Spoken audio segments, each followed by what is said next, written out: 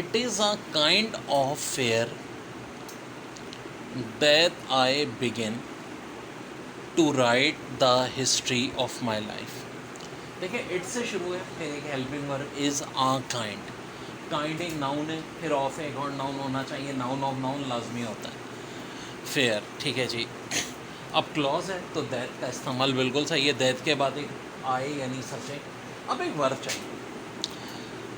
उसके बाद TO2 है. TO2 के बाद हमेशा वर्ब की फर्स्ट फॉर्म होती है, राइट. ये भी सही है. द हिस्ट्री एक नाउन आ गया. ऑफ के बाद एक और नाउन होना चाहिए, माई लाइफ. लेकिन यहाँ ज़रा गौर से देखो, कहीं पास्ट टेंस इस्तेमाल हो रहा है या परफेक्ट. एक होता है बिगिन, एक बिगन. ये तो परफेक्ट के लिए यूज़ होता है.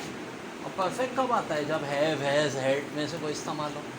कुछ भी नहीं है तो बिगन की जगह क्या होना चाहिए? बिगिन. अब एक और बड़ा अच्छा सेंटेंस है.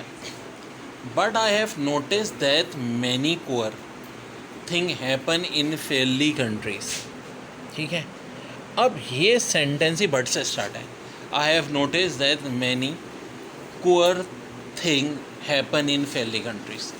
देखो मैनी के बाद हमेशा प्लूरल आना चाहिए. तो मैनी कुअर की मीनिंग तो क्या होता है बच्चों? स्ट्रेंज, अजनबी. अजनबी चीज़ नहीं, अजनबी चीज़ है. तो थिंग की जगह क्या होना चाहिए? थिंग्स होना चाहिए. But I have notice that many poor things happen in fairly countries. Did I ever tell you because you are the most handsome person I have ever scene.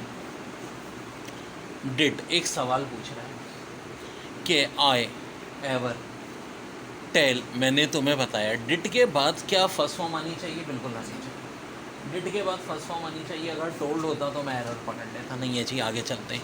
You because क्या मतलब यार? Did I ever tell के चूँकि you are the most. No no no, यहीं पे साफ error दिख रहा है कि ये बिकॉज की तो कोई तुक नहीं बनती. क्या रीज़न थोड़ी है, बता रहे हैं. Did I ever tell you that you are the most handsome person I have ever seen. ठीक है. तो करेक्ट अब हो गया बेटा. सिर्फ क्या करो? बिकॉज हटा के क्या लगा दो? दैट लगा दो. बिकॉज की जगह यहाँ सेंटेंस आया था the sooner they finished the sooner she find him an explaining. देखो पहले द सूनर से स्टार्ट हुआ है सेंटेंस. इसके बाद एक सब्जेक्ट और एक वर्ब होना चाहिए. ऑब्जेक्ट हो भी सकता है, नहीं भी हो सकता. क्या है? बिल्कुल जी, दे है, एक सब्जेक्ट है. और फिनिश्ड एक वर्ब है. तो सब्जेक्ट और वर्ब तो मौजूद है.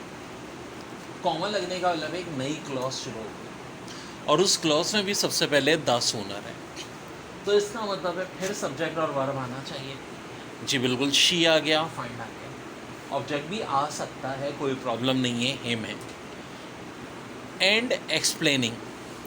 तो अब देखो यहाँ पर हो रहा है she find him an explaining. तो एक वेट अ मिनट. फाइंड जो वर्ब की कौन सी फॉर्म है? First form. और एक्सप्लेनिंग ING को फोर्थ फॉर्म कहा जाता है. जब ये कनेक्शन हो रहा है और एक देखें दी सूनर के बाद शी और फिर फाइंड, दरमियान में कोई और सब्जेक्ट तो नहीं आ रहा. इसका मतलब है ये जो वर्ब है ये इसी सब्जेक्ट से रिलेटेड, यानी ये दोनों वर्ब एक ही फॉर्म में होने चाहिए. तो अगर यहाँ फाइंड है तो यहाँ भी वर्ब की फर्स्ट फॉर्म होनी चाहिए. तो एक्सप्लेनिंग की जगह खाली क्या होना चाहिए? एक्सप्लेन. करेक्ट कर लीजिए, हो जाएगा खाली एक्सप्लेन.